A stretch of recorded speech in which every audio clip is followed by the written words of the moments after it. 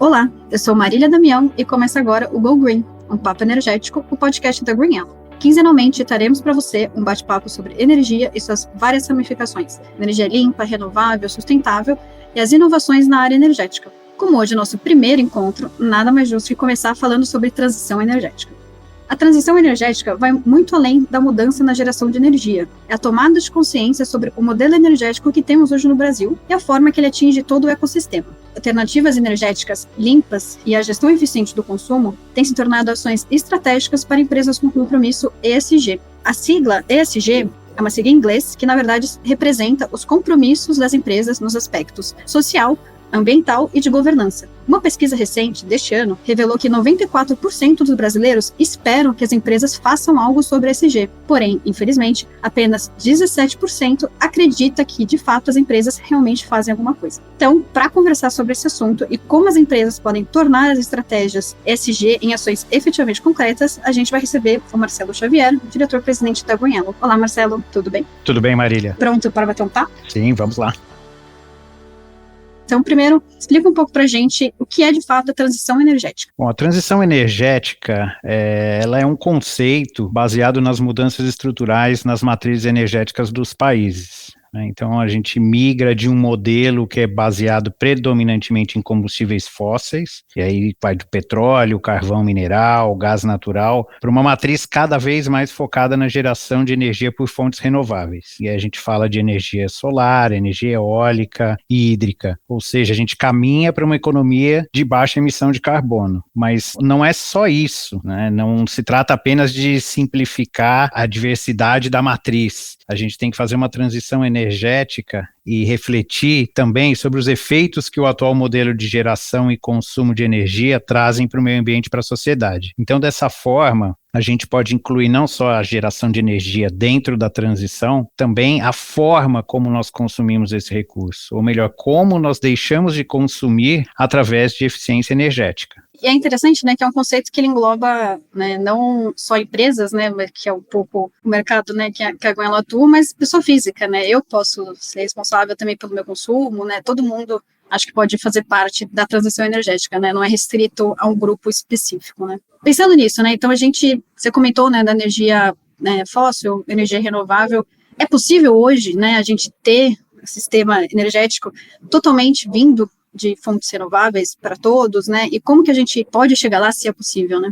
Olha só que interessante, no Brasil, podemos dizer que nós somos privilegiados, né? Nós temos uma matriz energética baseada em fontes renováveis como a hídrica, solar, eólica e biomassa. Só para ter uma ideia, mais de 75% da nossa matriz energética vem de fontes renováveis, enquanto que a média mundial é de 26%. Mas ainda a gente pode melhorar, né? Temos algumas regiões no Brasil que elas não estão conectadas ao SIN, que é o Sistema Interligado Nacional. Então essas regiões ainda dependem de fontes não renováveis em sistemas isolados para geração de energia. Para uma transição energética ser real, né, para ela realmente acontecer, então, na nossa concepção, ela precisa ser acessível para todos. Ou por uma evolução do sistema de distribuição, que deve ser capaz de chegar para todos os brasileiros, ou pela geração de energia junto ao local de consumo. E um outro ponto importante são os benefícios para o consumidor de energia renovável, que é esperado, né, que os governos possam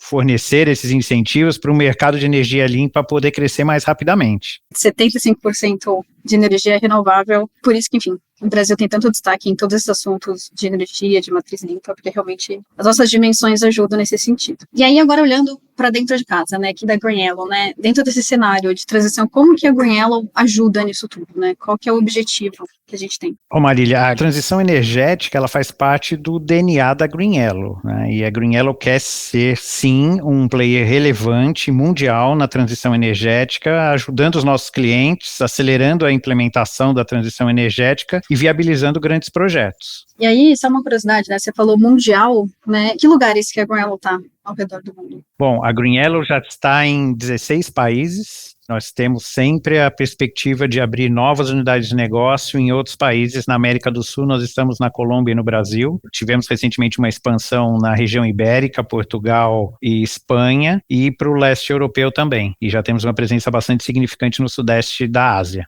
Pensando agora, né, no sentido das corporações, né, então eu comentei, né, que transição todo mundo pode fazer parte, mas aí pensando nas grandes corporações, né, qual que é o papel que elas têm nessa transição energética e aí aliado também aos princípios ESG, que é uma pauta que desde a pandemia deu realmente uma crescente.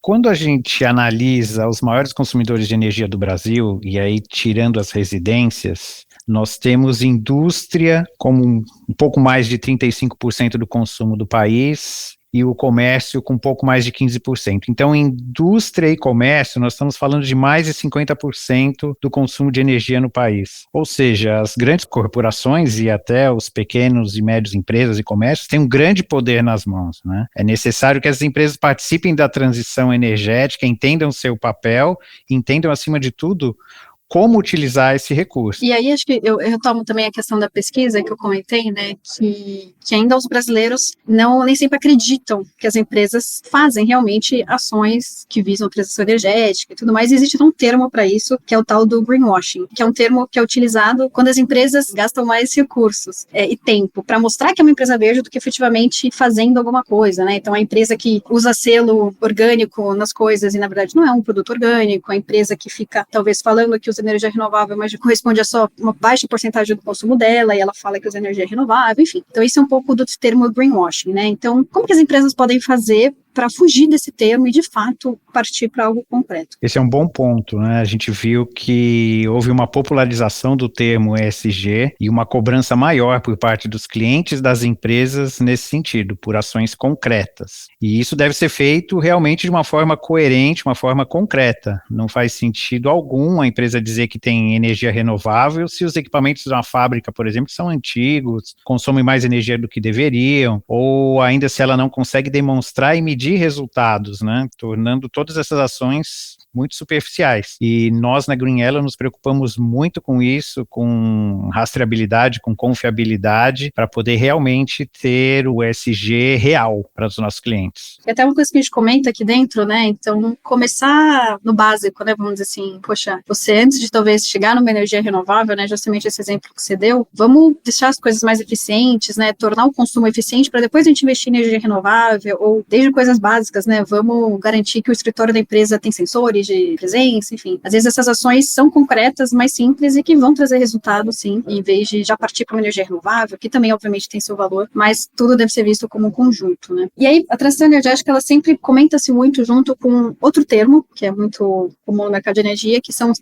3Ds da energia, né. Os 3D seriam a descarbonização, digitalização e a descentralização. Então, se vocês puderem explicar um pouco o que é esse termo, efetivamente, né, esses 3Ds, e como que a Green Yellow participa um pouco nisso tudo, né? São termos que são bem interligados e são bem recorrentes no nosso modelo de negócio. Partindo pelo mais utilizado e mais conhecido, que é a descarbonização, como o próprio nome diz, é deixar de emitir carbono na atmosfera. E isso tem tudo a ver com a transição energética, que é rever, de fato, como nós consumimos, como nós geramos energia. E falamos também de vários tipos de emissões que existem no contexto causado pelo transporte e mobilidade, e a gente tem ações nesse sentido. A descentralização, ela se refere mais ao rompimento da forma tradicional como a gente gera energia, que é aquela forma centralizada, aquela forma de caminho único que a gente vê hoje em grandes usinas geradoras como Itaipu, por exemplo. No modelo descentralizado, ele é um pouco diferente. A geração da energia vai ficar mais próxima do local de consumo e acaba tornando essa energia mais acessível e mais eficiente, porque você tem menos perdas no processo de distribuição. Além disso, um outro benefício é que o investimento ele é muito reduzido quando a gente considera grandes obras, né, de criação de linhas de transmissão, por exemplo. E a gente vê, né, no nosso dia a dia como a geração distribuída vem crescendo nos últimos anos. E, por fim, a digitalização, que ela acaba permeando todos esses temas, né? Ela torna mais viável a forma de trabalhar com energia no futuro. Então, com o uso de tecnologia para ligar geradores, distribuidores, comercializadores de energia, os consumidores, tornar tudo de uma forma integrada e online, a tecnologia vai ter um papel muito relevante. Hoje, por exemplo, a gente tem uma dificuldade com medidores online inteligentes para faturamento de energia. Isso impacta na implementação de uma melhor gestão horária de demanda de energia, por exemplo, que é uma premissa importante para o mercado. Então, nesse contexto todo, a Green Yellow permeia todos os Ds E nós apoiamos os clientes na geração de energia limpa descentralizada, com soluções para redução de consumo. Nós temos uma frente bastante importante de digitalização, que visa acelerar a implementação das soluções de baixo carbono. Então, são nesses 3 pilares que nós nos apoiamos e traçamos nossos modelos de negócio. Inclusive, dá um spoiler que o próximo episódio vai ser sobre geração distribuída.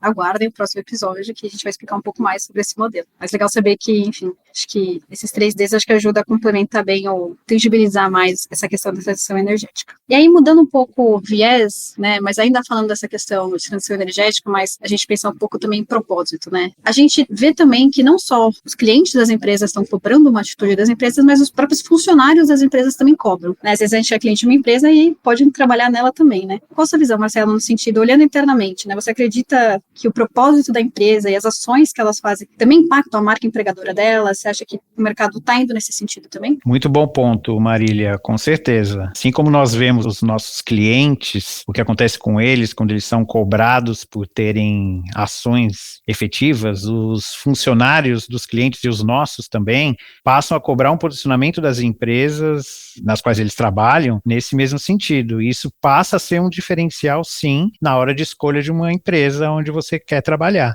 Então, nós vemos isso também no perfil das pessoas que atuam nos times da GreenYellow, porque muitas delas tinham, de fato, essa vontade de atuar numa empresa que possui uma razão de ser diretamente relacionada com a transição energética. Então, isso realmente é muito relevante para nós. Posso afirmar que realmente é um mercado muito interessante, assim, acho que dificilmente alguém que entra no mercado de energia quer sair, assim, principalmente esse mercado, né, de energia renovável e que tem toda essa relação com a transição energética. Bom, estamos chegando ao final do nosso bate-papo aqui. Ponto legal de comentar, a gente falou muito, né, da transição energética, mas tem outros benefícios complementares, né, para o negócio. Então, no final das contas, as empresas têm objetivos de lucro, têm objetivos de gerar receita, né? Qual outro benefício que a transição energética pode trazer para as empresas? Olha, Marília, aqui na GreenYellow, a gente fala muito, né, que a transição energética ela deve ser real. Até o termo que você mencionou do greenwashing, evitando com que isso seja relacionado a algum projeto nos quais nós trabalhamos. E a transição energética deve ser então real, eficiente, lucrativa para os nossos clientes. E nós encaramos também que para eles, nos grandes projetos, a energia pode sim ser um diferencial competitivo. E a gente sempre procura nos projetos entregar o maior valor possível para os clientes, seja pela redução do custo da energia, redução do consumo ou redução no custo de pessoas ou manutenção. A transição energética, ela pode sim ser lucrativa, né? Eu acho que isso é uma mensagem importante que a gente pode deixar. Bom, chegamos ao fim do nosso bate-papo. Muito obrigada pela sua participação, Marcelo. E obrigada a você também, que nos ouviu e acompanhou até aqui. Quero te convidar também a nos seguir nas redes sociais e também continuar ouvindo a gente por aqui. Esse foi nosso primeiro episódio, mas o próximo vai ser, como eu comentei, geração distribuída. Então, não perca. Te vejo no próximo.